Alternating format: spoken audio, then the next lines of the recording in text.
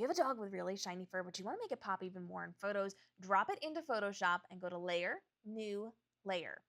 From there, you are going to name it if you want to, and you're going to go from normal mode to soft light and fill with neutral color. So this is going to be my highlight, and we're going to do another one in a second for our low light. So I'm going to come over and get my dodge and burn tools. Dodge is going to add light in, so you can see how it's brightening those highlights already. And burn is going to be to darken things down. So you're just going to change the size of your brush and paint where the natural highlights are. So you can kind of see how I'm adding in white over those highlights, and that's going to make them stand back out. Now I'm going to go in layer, new, layer, same thing. We want to fill that with neutral density. So we go to soft light, fill with the neutral color, and I'm going to grab my burn tool.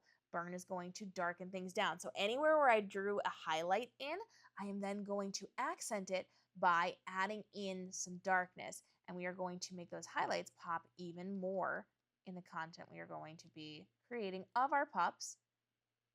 And we're just going to darken this down wherever it is going to suit what we need. I'm going to switch over to my highlights and go back to my dodge tool, and I'm going to make it nice and small, and I'm looking for any of those little hairs now. Because we did the bigger highlights, we want to make sure we accent those little highlights as well. So those tiny little hairs, as we're drawing those in, are really going to be able to stand out quite a bit more. And then to check your progress as you go, drop these into a folder and just turn them on and off, and you can see already how we're adding in those highlights. If you need to, you can duplicate it and make it even darker, and then lower the opacity to make it a little more natural looking.